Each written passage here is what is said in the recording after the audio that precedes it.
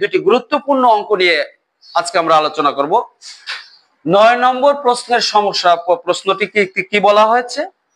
বলা হয়েছে যে একই হার মুনাফায় কোন মূলধনের 1 বছরান্তে চক্রবৃদ্ধি মূলধন দেওয়া আছে 6500 টাকা ও 2 বছরান্তে চক্রবৃদ্ধি মূলধন দেওয়া আছে 6760 টাকা হলে মূলধন কত?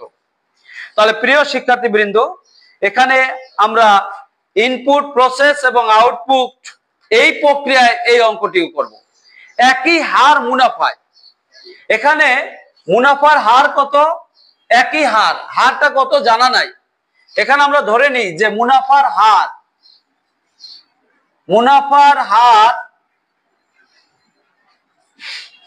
R%, কোন মূলধন, তাই ধরি মূলধন কত টাকা? মূলধন যেহেতু দেওয়া নাই, মূলধন P টাকা। Very good. সময় 1 বছরান্তে, সময় কত? সময় n সমান 1 বছর। এই 1 বছরান্তে চক্রবৃদ্ধি মূলধন দেওয়া আছে 6500 টাকা। তাহলে আমরা জানি যে চক্রবৃদ্ধি মূলধন n বছরান্তে, চক্রবৃদ্ধি মূলধন n বছরান্তে, তাহলে আমরা জানি যে n বছরান্তে চক্রবৃদ্ধি মূলধন C equal P into 1 plus R to the power n। এখানে n এর পরিবর্তে চক্রবৃদ্ধি মূলধন দেওয়া আছে 1 বছরের, তাহলে আমরা লিখি 1 বছরান্তে চক্রবৃদ্ধি মূলধন C equal P into 1 plus R to the power n এর পরিবর্তে 1 বছর 1 হবে। এবং 2 বছরান্তে, 2 বছরান্তে চক্রবৃদ্ধি মূলধন P into 1 plus R to the power square 2 to the power 2, অর্থাৎ 1 plus R whole square। তাহলে এখন প্রশ্ন মতে কি দেওয়া আছে? প্রশ্ন মতে দেওয়া আছে এই P into 1 plus R 1 বছরান্তে চক্রবৃদ্ধি মূলধন দেওয়া আছে 6500 টাকা, আর 2 বছরান্তে P into 1 plus R whole square দেওয়া আছে 6750 টাকা। এটা আমরা 1 নম্বর সমীকরণ দেই, এটা 2 নম্বর সমীকরণ দিই। আমাদের টার্গেট হচ্ছে পি কে বের করা, মূলধন কত সেটা বের করা। প্রশ্ন চেয়েছে মূলধন কত। তাহলে আবার বলি, প্রশ্নটায় মুনাফার হার কত জানা নাই। মুনাফার হার উভয় ক্ষেত্রে ধরলাম R%, কোন মূলধন কত তাও জানি না। বলেছে 1 বছরান্তে, 1 বছরান্তে চক্রবৃদ্ধি মূলধন হচ্ছে 6500 টাকা, 2 বছরান্তে চক্রবৃদ্ধি মূলধন হচ্ছে 6760 টাকা। এখন আমাদের কি বের করতে হবে? বের করতে হবে আমাদের মূলধন কত। তাহলে আমরা যদি এই দুটো সমীকরণ থেকে এই 2 নংকে 1 নং দ্বারা যদি আমরা ভাগ করি তাহলে কি পাই? উপরের বোর্ডটা একটু মুছে দিই।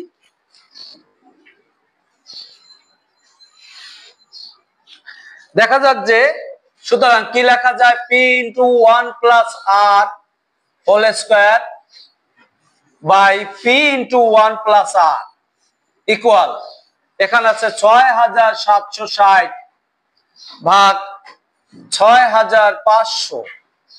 এখানে যদি ভাগ করি তাহলে পিপি চলে যায়, এখানে কাটাকাটি করলে 1 plus R equal, এই মানটা হয় কত?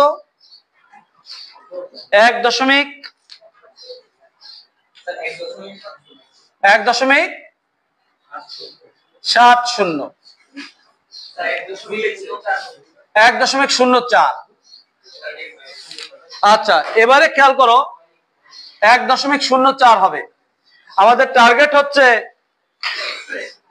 পি এর মানটা বের করা। এই 1 প্লাস আর, মনোযোগ দাও, 1 প্লাস পি ইন্টু 1 প্লাস আর সমান এত। 1 প্লাস আর এর মান এটা পেয়েছি, তাহলে এক হতে আমরা কি পাই? এক হতে p ইন্টু 1 প্লাস আর ইকুয়াল 6500, p ইন্টু 1.04 ইকুয়াল 6500, বা p ইকুয়াল 6500 ভাগ 1.04 ভাগ করলে কত হয়?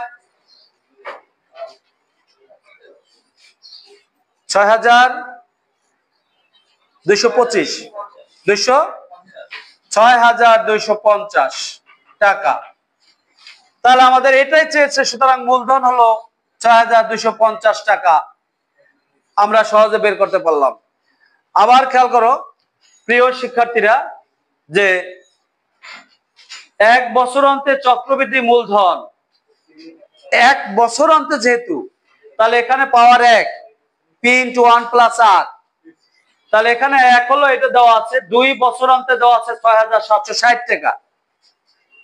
এইটাকে এই 2 নংকে 1 নং দ্বারা ভাগ করলাম, পিপি কাটা যায় 1 প্লাস আর হোল স্কয়ার কে এটা দ্বারা ভাগ করলে 1 প্লাস আর 1.04 থাকে। এইখানে দেখো p ইন্টু 1 প্লাস আর, এই 1 প্লাস আর p, এই যে p ইন্টু 1 প্লাস আর এর মান 1.04, তাহলে p ইকুয়াল 1.04টা নিচে যায়। যদি আমরা ভাগ করি ইনপুট আউটপুট ডিভাইস, এটাখানে কি হলো? প্রসেস করে 6250 টাকা হয়ে গেল। কত হলো? 6250 টাকা।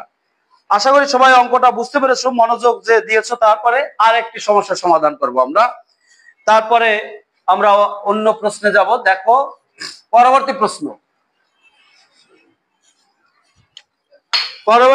হচ্ছে 10 নম্বর প্রশ্নটি আমরা সমাধান করব। শতকরা বার্ষিক শতকরা 8.5 টাকা। তাহলে এখানে মুনাফার হার কত? মুনাফার হার ইকুয়াল 8, আর ইকুয়াল 8.50 টাকা। না, যেহেতু শতকরা বলেছে এখানে পার্সেন্ট হবে, তাহলে পার্সেন্ট যদি হয় তাহলে নিচে পার্সেন্টের জন্য 100 দ্বারা ভাগ হয়ে যাবে। আমরা জানি একের পরে 0 2টা, দশমিকটা 2 ঘর বামে যাবে, এক ঘর আছে, আর এক ঘরের জন্য একটা 0 দিয়ে আমি দশমিক বসাই দিলে ভাগ হয়ে যাবে। এটা হলো হার। 8.50 চক্রবৃদ্ধি মুনাফায় 10,000 টাকায়, এই 10,000 হলো মূলধন। 10,000 p ইকুয়াল 10,000 টাকা। এই টাকায় 2 বছরের সময় কত?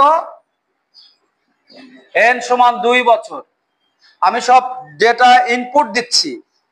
এখন চক্রবৃদ্ধি মূলধন, সুতরাং আমরা জানি চক্রবৃদ্ধি মূলধন c equal p into 1 plus r to the power n। এটা আমাদের জানা আছে, c equal p into 1 plus r to the power n। এবার আমি মান বসাই দিই। p এর মান 10,000, 1 আর এর মান কত? 0.85, n এর মান হচ্ছে 2, এত টাকা। 10,000 1.085 হোল স্কয়ার টাকা। তাহলে এখন মানটা কত হয়? ক্যালকুলেটর একটু বলো তো মানটা। এটা আমাদের বের হবে চক্রবৃদ্ধি মূলধন। চক্রবৃদ্ধি মূলধন বের হবে। তাহলে আমরা প্রথমে ডাটা ইনপুট দিলাম, মূলধনও দেওয়া আছে, সময় দেওয়া আছে। চক্রবৃদ্ধি মূলধন সূত্র জানি, মান বসিয়ে জাস্ট মানটা বের করে ফেলবো। তাহলে আমাদের হয় 11,000, কত হয়? 11,772.25 টাকা। এবারে আমরা বের করব চক্রবৃদ্ধি মুনাফা। তাহলে আমরা জানি যে সুতরাং চক্রবৃদ্ধি মুনাফা চক্রবৃদ্ধি মুনাফার সূত্র হলো পি কমন নিয়ে 1 plus R to the power n minus 1। Just চক্রবৃদ্ধি মুনাফা সূত্র লিখলাম, এবার মান বসালাম। পি এর মান হচ্ছে 10,000, 1 প্লাস আর 0.085, n হচ্ছে 2 মাইনাস 1। এখন আমরা এটাকে জাস্ট হিসাব করা, তাহলে আমরা সূত্র জানবো।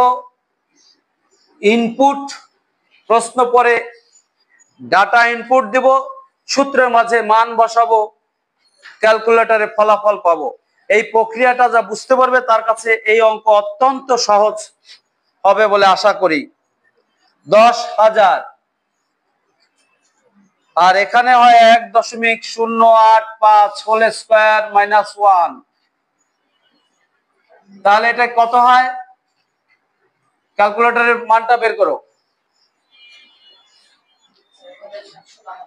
772.2 1772.25 টাকা উত্তর। আবার খেয়াল করো, প্রথমে প্রশ্ন পরে পরে ডাটা কালেকশন করব। চক্রবৃদ্ধির মূলধন পি দেওয়া আছে, আর দেওয়া আছে, এন দেওয়া আছে। জাস্ট ক্যালকুলেটর হিসাব করে আমরা মানটা পেলাম। চক্রবৃদ্ধি মুনাফা, চক্রবৃদ্ধি মুনাফা এটা আমরা কি লিখবো? মুনাফা। চক্রবৃদ্ধি মুনাফা, চক্রবৃদ্ধি মুনাফা P into 1 plus R to the power n minus 1। P এর মান বসালাম, আর এর মান বসালাম, এন এর মান বসালাম মাইনাস 1। তাহলে 10,000 এটা হয় 1.085 হোল স্কয়ার মাইনাস 1। এইটুকু আমরা ক্যালকুলেটরে হিসাব করে পেলাম 1772.25 টাকা।